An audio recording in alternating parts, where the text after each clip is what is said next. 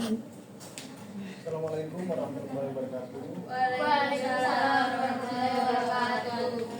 Di sini saya menjadi moderator kelompok 5 yang akan memandu acara diskusi pada siang hari ini dengan materi pengukuran variabilitas data atau dispersi.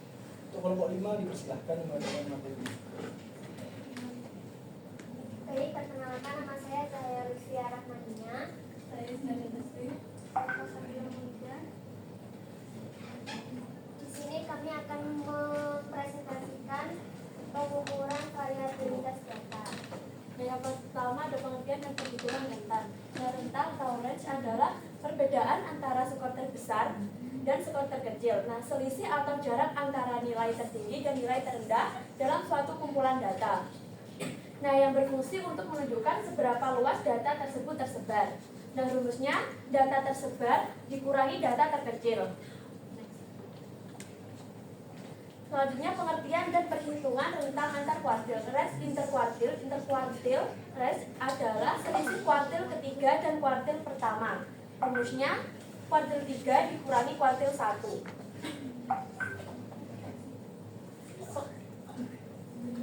Pengertian dan perhitungan rata-rata simpangan. Simpangan rata-rata merupakan nilai rata-rata dari selisih setiap data dengan nilai min atau rataan hitungannya. Nah, rumusnya ada 2, rumus data tunggal dan rumus data kelompok. Nanti akan diterapkan di Excel. Selanjutnya terdapat pengertian dan perhitungan standar deviasi. Standar deviasi atau simpangan baku ialah persebaran data pada suatu sampel untuk melihat seberapa jauh atau seberapa dekat nilai data dengan rata-ratanya. Nah, dengan kata lain, semakin besar nilai standar deviasi, maka akan semakin besar juga penyebaran data yang ada. Nah, di sini terdapat 2 rumus untuk standar deviasi. Yang pertama itu rumus untuk populasi dan rumus untuk sampel. Rumusnya ini akan dijelaskan lebih lanjut pada Excel nanti. Next. Di sini terdapat varias. Varias ialah ukuran keragaman data yang mengukur seberapa jauh nilai-nilai dari rata-rata. Semakin besar varias, maka semakin tersebar data dari nilai rata-ratanya. Varias juga dalam statistika digunakan untuk mengukur seberapa besar perbedaan antara setiap nilai dalam data dengan nilai rata-ratanya. Di sini terdapat rumus untuk varians sampel data tunggal, rumus varians populasi data tunggal, dan selanjutnya terdapat koefisien variasi. Merupakan suatu ukuran variasi yang dapat digunakan untuk membandingkan suatu distribusi data yang mempunyai satuan yang berbeda.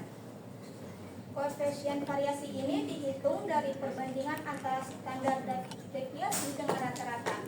Semakin kecil nilai koefisien variasinya, maka data tersebut akan semakin seragam. Sebaliknya, jika nilainya besar, datanya akan semakin heterogen. Di sini terdapat 2 rumus untuk koefisien variasi, sampel, dan populasi.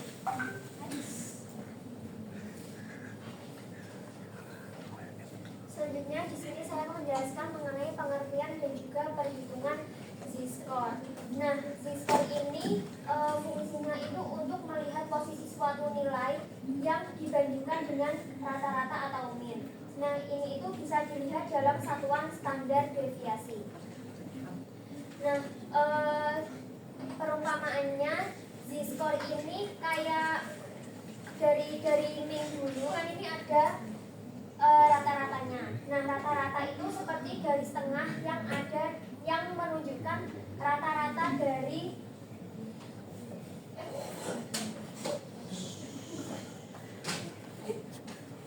salah. Jadi biar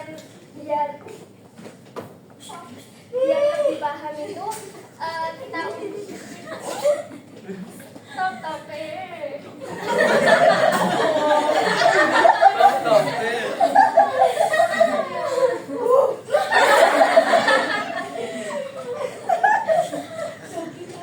Perumpamaannya itu z-score ini kayak misal kita lomba lari. Nah, di sini kan ada min. Nah, min itu garis tengah yang menunjukkan rata-rata kita dari kecepatan berlari. Nah, kalau standar deviasi itu seperti ukuran seberapa jauh variasi kecepatan lari dari peserta itu. Nah, kalau z-score-nya itu jarak dari garis tengahnya. Jadi misal variasi kecepatan larinya itu besar, nah itu menunjukkan bahwa nilai z-score-nya itu berada di sebelah kanan dari rata-rata. Nah, sebaliknya kalau variasi kecepatan larinya itu lebih kecil, berarti berada di sebelah kiri dari lintasan tengah. Nah, ini rumus z-score-nya itu nanti bisa kita terapkan dalam Excel. Next. Selanjutnya ada kurtosis. Nah, kurtosis ini itu bahasa Indonesianya keruncingan. Nah, jadi kurtosis ini adalah mengukur seberapa runcing atau data dari puncak sebuah grafik distribusi data yang dibandingkan dengan distribusi normal.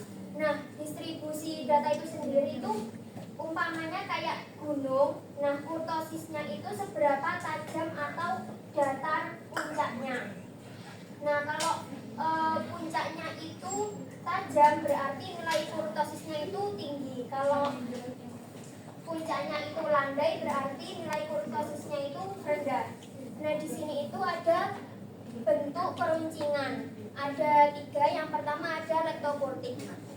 Nah, leptokurtik itu kalau puncaknya itu tinggi dan tajam berarti nilai kurtosisnya itu pasti lebih dari 3.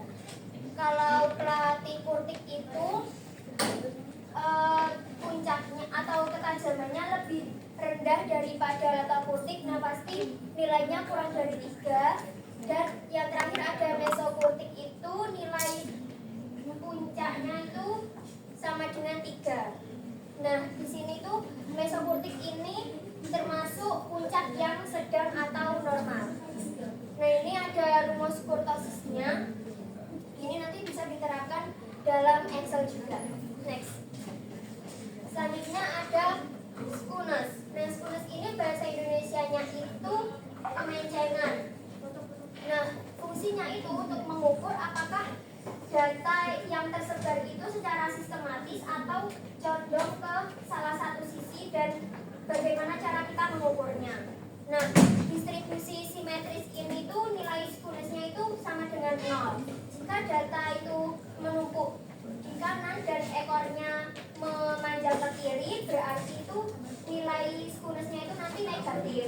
Sebaliknya jika datanya menumpuk di sebelah kiri dan ekornya memanjang ke kanan, berarti nilai skunusnya itu positif.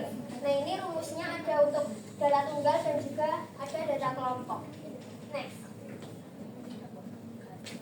Yang terakhir ada pendeskripsian hasil ukuran dispersi. Nah, singkatnya itu ukuran ini itu yang menunjukkan seberapa menyebar atau bervariasi data dalam sebuah kumpulan nilai.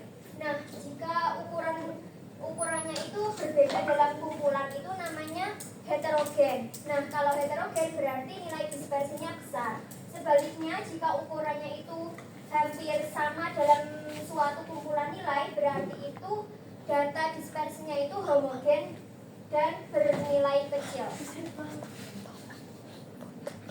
Next.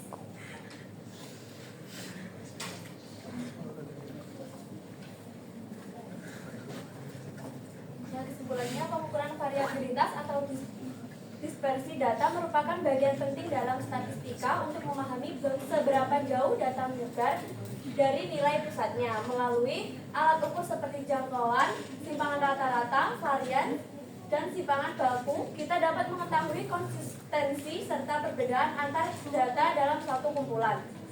Nilai dispersi yang kecil menunjukkan bahwa data relatif homogen dan berkumpul dekat nilai pusat, sedangkan nilai dispersi yang besar menandakan adanya penyebaran yang lebar sehingga data bersifat heterogen. Selanjutnya kita akan mempraktekkan di Excel. Yang pertama kita akan mencari min dengan cara sama dengan min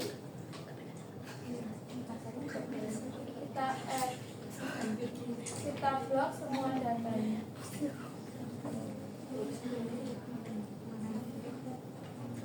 Terus kita tutup terus enter. Nah ini hasil dari min. Terus selanjutnya kita mencari max dengan cara sama dengan kita cari max, kita blok semua datanya, kita tutup terus enter.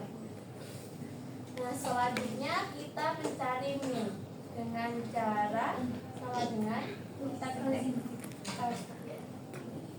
ini, terus kita blok semua data, kita tutup terus ke enter. Nah ini hasilnya. Selanjutnya kita mencari kuartil 1 dengan cara sama dengan kita klik kuartil,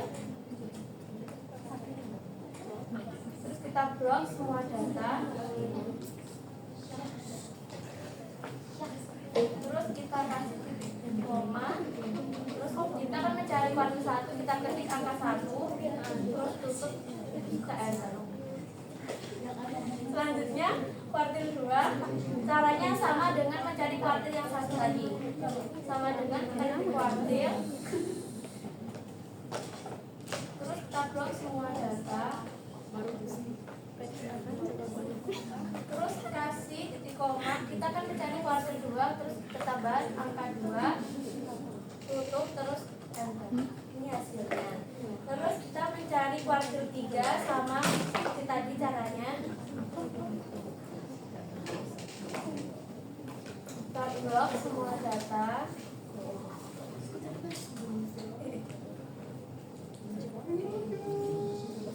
kasih titik koma, terus kita akan mencari kuartil 3, kita kasih angka 3, kita tutup terus ke enter. Nah selanjutnya kita mencari range, kita dengan sama dengan kita terus max dikurangi min, terus kita enter. Selanjutnya mencari range antar kuartil, caranya sama dengan terus kuartil 3 dikurangi kuartil 1, terus ya sini. Terus kita mencari simpangan rata-rata sama dengan terus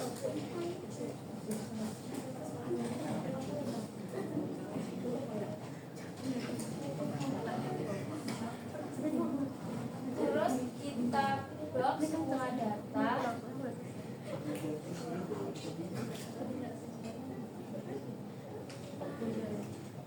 kita tutup ini hasilnya.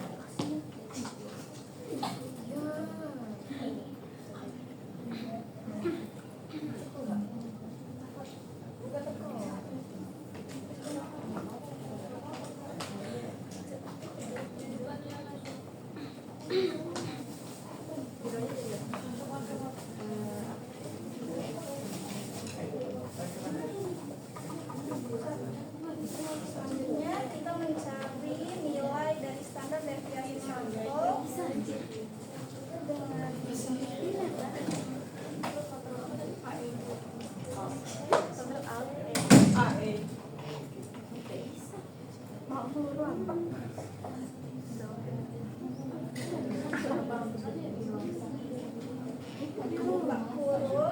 terus kita blok lalu kita enter. Nah di sini sudah menemukan hasil dari standar deviasi sampel. Lalu di sini kita mencari nilai dari standar deviasi populasi dari sama dengan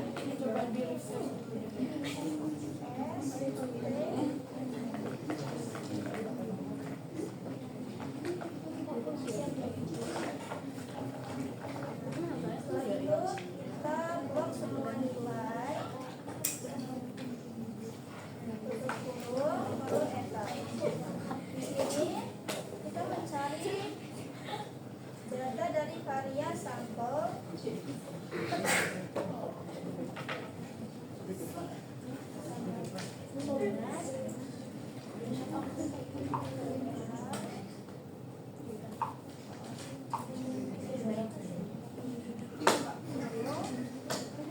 Kita blok semua nilainya.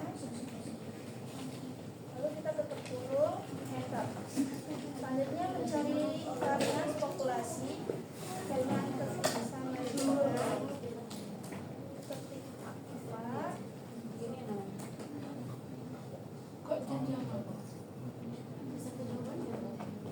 Selanjutnya kita blok akumulatornya, kita tutup kurung, setelah itu enter. Nah, sekarang mencari koefisien variasi dengan cara sama dengan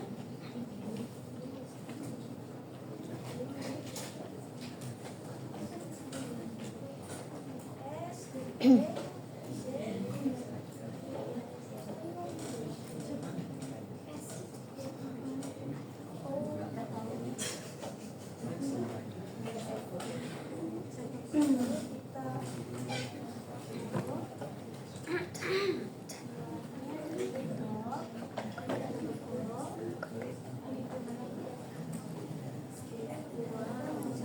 kita tulis lagi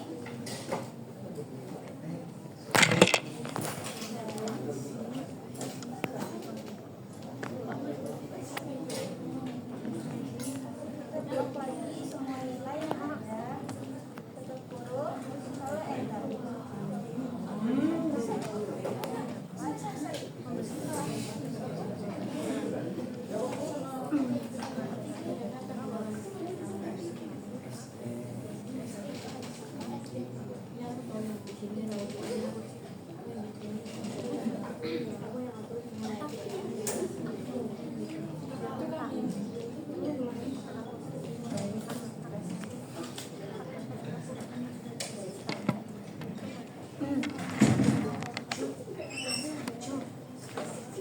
Emang nggak ada tutupnya, Pak?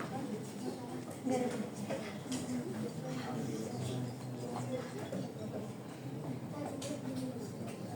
Kita blok datanya.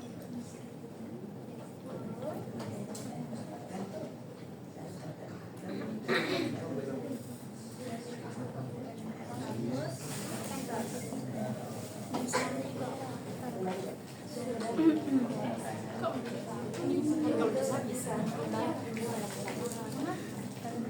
Selanjutnya di sini mencari nilai z-score itu kita ubah dulu di formulanya, conversion, lalu ada statistika dan kita milih yang standarized.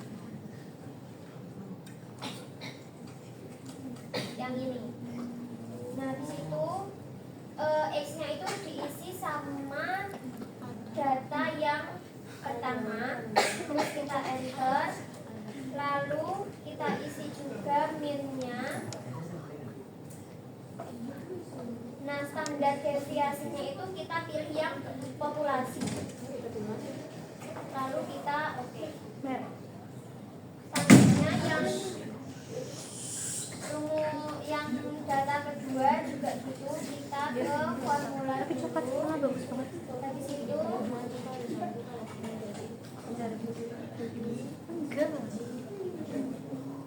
ke standarize dan mengulang lagi seperti yang tadi.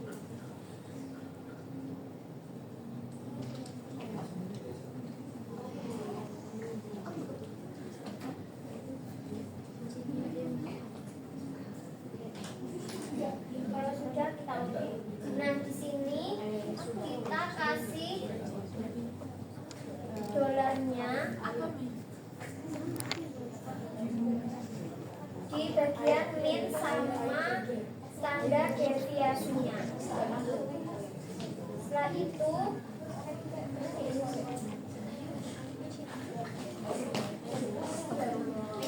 kita enter. Nah yang bagian ini itu kita tarik ke bawah.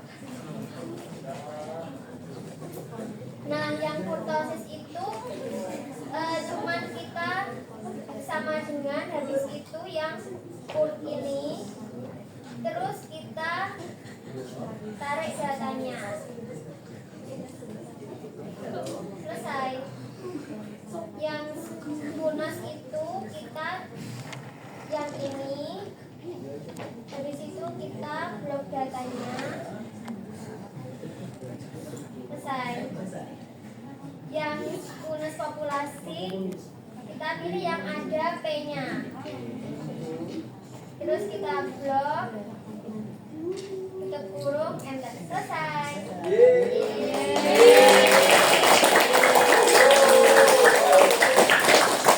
Baik, terima kasih atas perhatiannya dari kelompok 5 yang imut. Wassalamualaikum warahmatullahi wabarakatuh.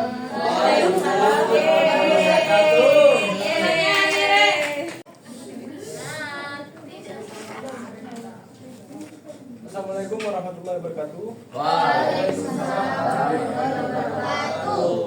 Berhubung pemaparan materi dari ketiga kelompok sudah selesai, di sini saya sebagai moderator akan membuka yang namanya sesi tanya jawab. Untuk kelompok, menyebutkan nama dari kelompoknya dan tujuan untuk kelompok berapa. Seperti itu. Saya Ajukan tanya. Nama dari kelompok berapa untuk kelompok berapa.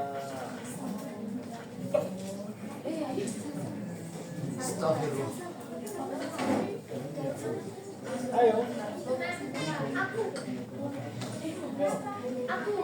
aku. Apa sekarang? Ya udah, aku tanya. Rara. Aku. Ya udah ngomong. Ya udah dari kelompok 10 untuk kelompok 4.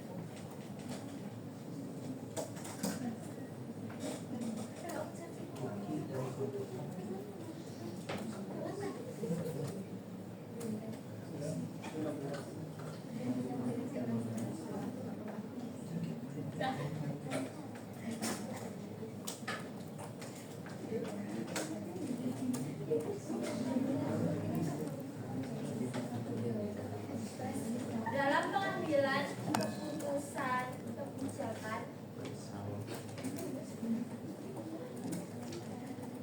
misalnya menentukan standar kehidupan,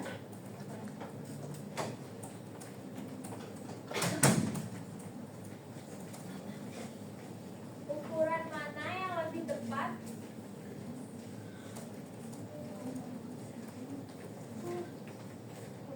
dijadikan dasar. Pean, regulan, kuartil atau persentil. Kuartil apa? Kuartil atau persentil.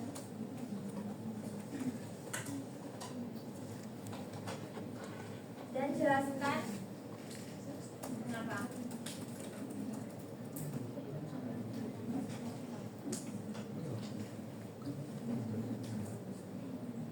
Selanjutnya Rara. Saya dari kelompok 1 bertanya kepada kelompok 5, bagaimana simpangan baku atau standar deviation. Standar apa?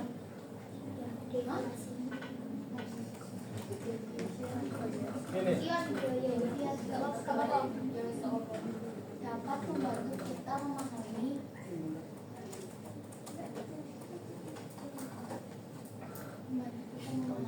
sebaran data. Sebaran. Untuk Salma apa? Dari kelompok 4 untuk kelompok dari kelompok 8 untuk kelompok 4.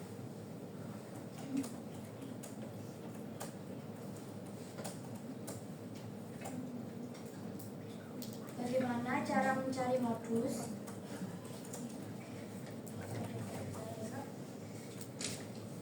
Jika data memiliki nilai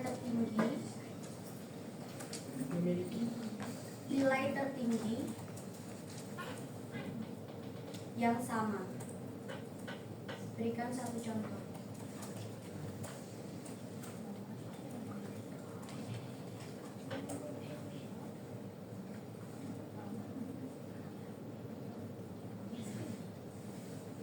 doang. Berapa? Berapa? Jadi enggak?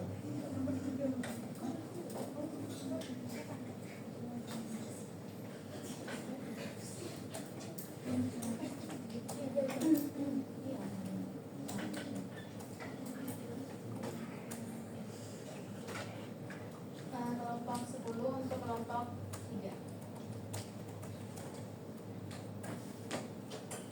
Mengenai objek tadi, jika titik-titik pada objek tidak diurutkan, Itu ditulis apa belum ditanya? ya. Iya Pak. Kamu tadi Enggak tahu. pertanyaan. Iya, tulis di pertanyaan. Jika objek Jika titik-titik pada objek tidak diurutkan,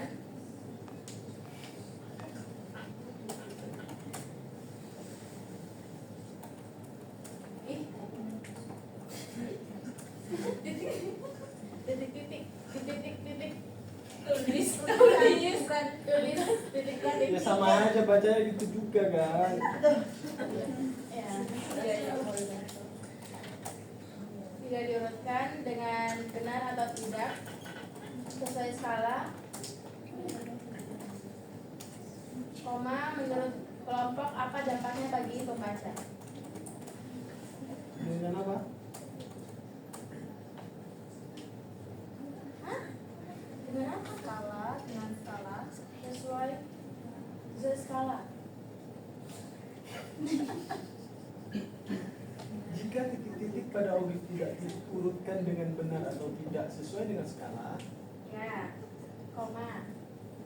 Menurut kelompok dampaknya bagi pembaca apa? menurut kelompok dampaknya Bagi pembaca.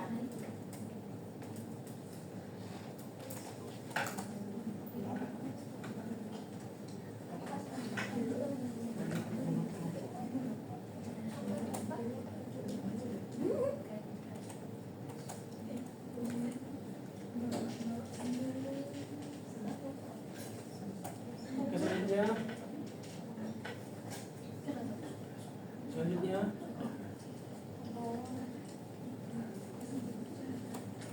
Saya dari kelompok 7 bertanya kepada kelompok 4, tadi kan dijelaskan tentang median.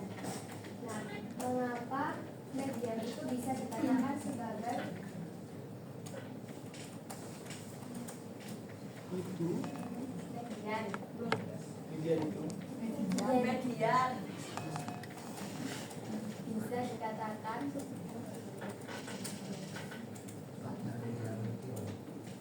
sebagai penghubung antara ukuran pemusatan dan ukuran rata.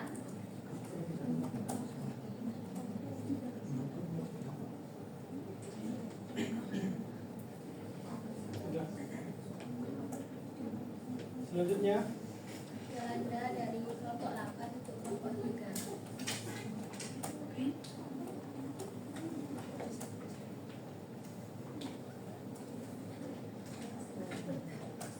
Apa perbedaan dari histogram dari Instagram histogram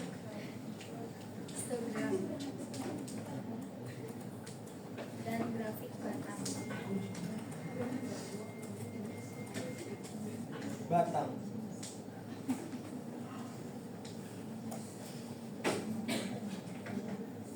Wes. Belanda tidak.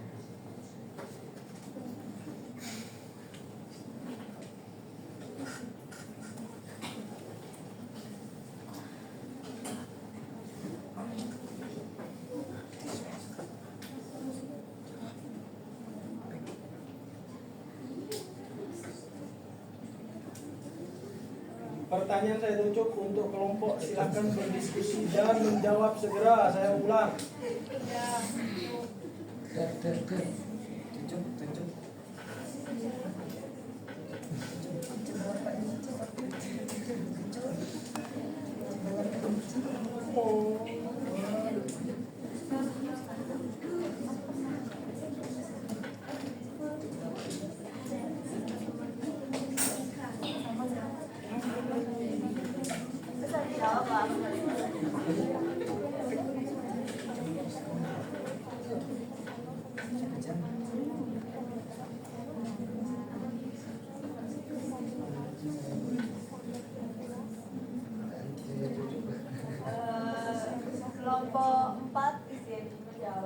pertanyaan dari Yoda ya. Ya, Dalam pengambilan keputusan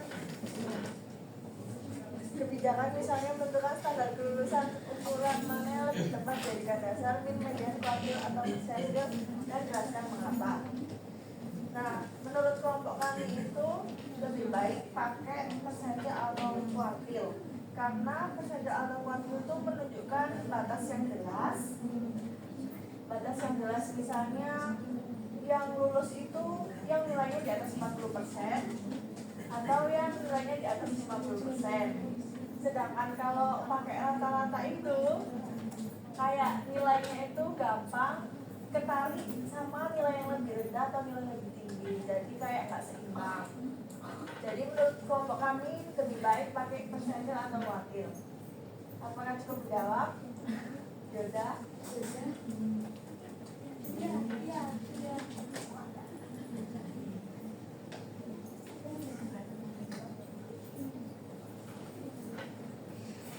Izin menjawab pertanyaan dari Rara dari kelompok 1.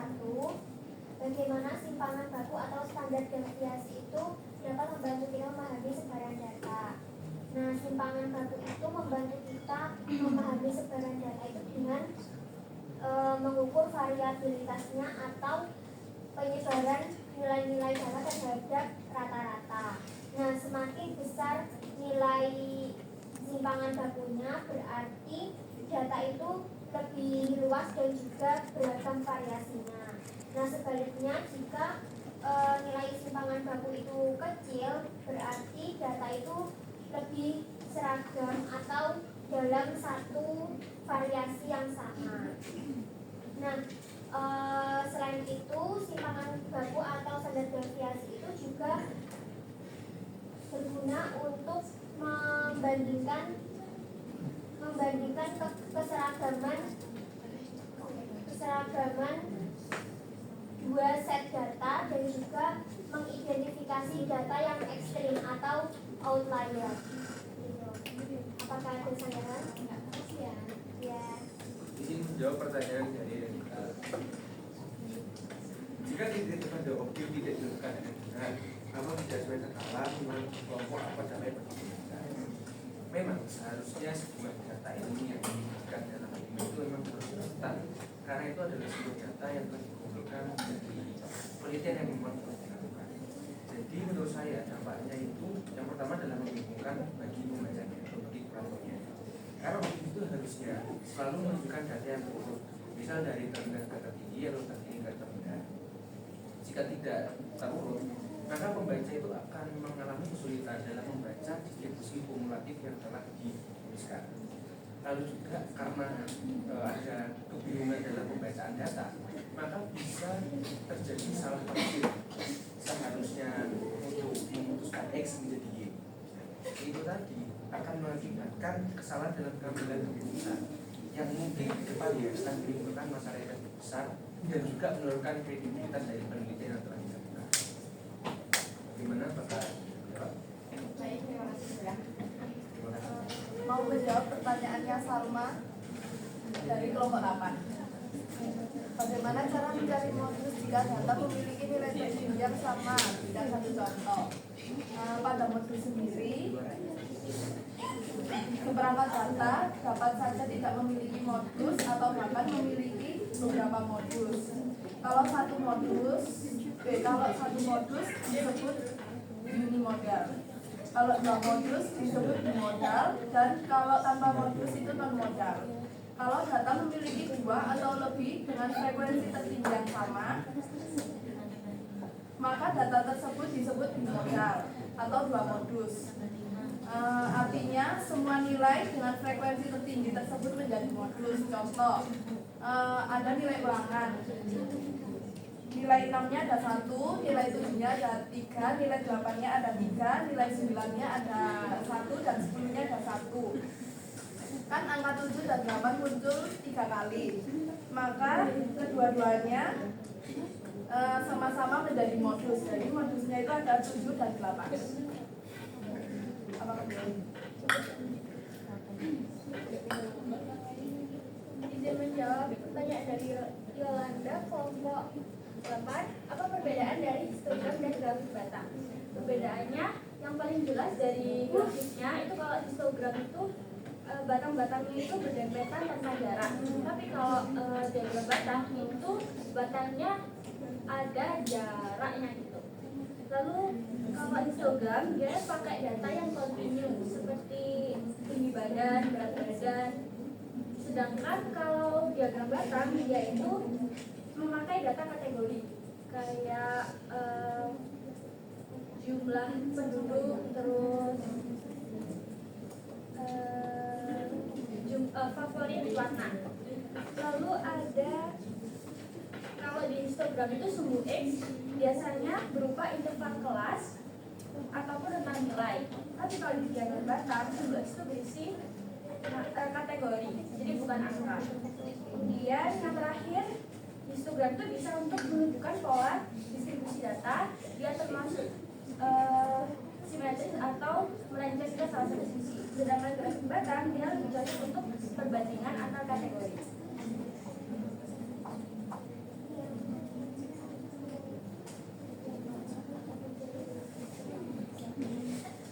Izin menjawab pertanyaan dari Naswa, yaitu mengapa median bisa dikatakan sebagai penghubung antara ukuran pemusatan dan ukuran letak.